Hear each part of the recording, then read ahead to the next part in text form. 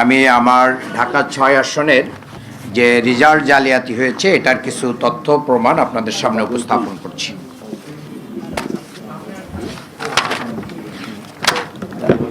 আপনারা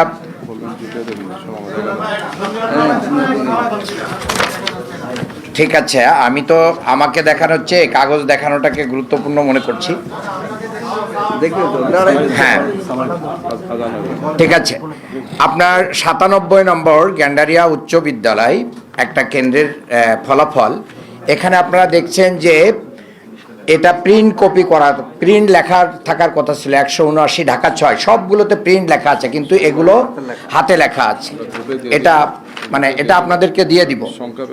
এরপরে একটা জায়গা আছে সেখানে কোনো প্রকার মানে সাইন নাই, পলিং এজেন্টের সাইন নাই। আর একটা জায়গা আছে সেখানে এই যে দেখেন একবারে কার্বন কপি করে দেওয়া হয়েছে, কার্বন কপি করে দেওয়া হয়েছে। এরপরে এখানেও এই যে হাতে লেখা আছে উপরে, অর্থাৎ এই পেপারটাই অবৈধ। এরপরে এখানে দেখেন এনআইডি এবং পলিং এজেন্ট কে কার পক্ষে তাদের কোনো নাম নাই। এবং এখানে ৩ জন, এটা হচ্ছে নারিন্দা সরকারি উচ্চ বিদ্যালয়, এখানে ৩ জন পলিং এজেন্টের নাম লেখা আছে, সেবা রামদাস এবং বিকাশ দাস। এই নামের কোনো পলিং এজেন্ট আমার ছিল না, কিন্তু এই নাম দিয়ে তারা এখানে একই ধরনের সাইন করে একই হাতে এটা করেছে, এটার প্রমাণ এটা এখানে দেখা যাচ্ছে। আমি মূল কপি দেখে পড়ছি।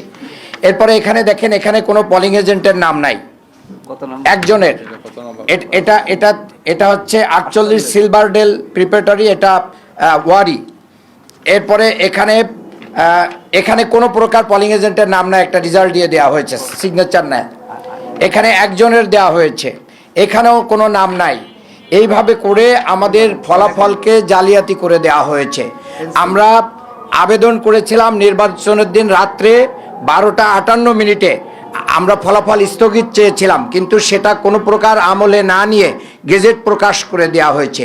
এর আগে আমরা বলেছিলাম ঢাকা ৬-এর সবগুলো থানা নির্বাচনী অফিস ইঞ্জিনিয়ার ইকশাক সাহেবের বিল্ডিং দিগন্ত টাওয়ারে আছে, সেখান থেকে যদি সরানো না হয় এবং কর্মকর্তাদের বদলি না করা হয় সুষ্ঠু নির্বাচন সম্ভব না। আমরা জানুয়ারির ১৪ তারিখে অ্যাপ্লিকেশন দিয়েছিলাম, কিন্তু এই ব্যাপারে কোনো প্রকার ব্যবস্থা তারা নেয় নাই। আমরা বারবার দ্বারস্থও ফেল করেছি।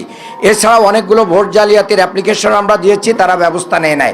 এইভাবে একজনকে জিতিয়ে দিয়ে মূলত বাংলাদেশের গণতন্ত্রকে হত্যা করা হয়েছে। আপনাদের মাধ্যমে জাতির কাছে এটা আমি উপস্থাপন করলাম। আশা করি নির্বাচন কমিশন এই জায়গার শপথ বন্ধ রেখে পরবর্তী ব্যবস্থা নেবেন। ধন্যবাদ।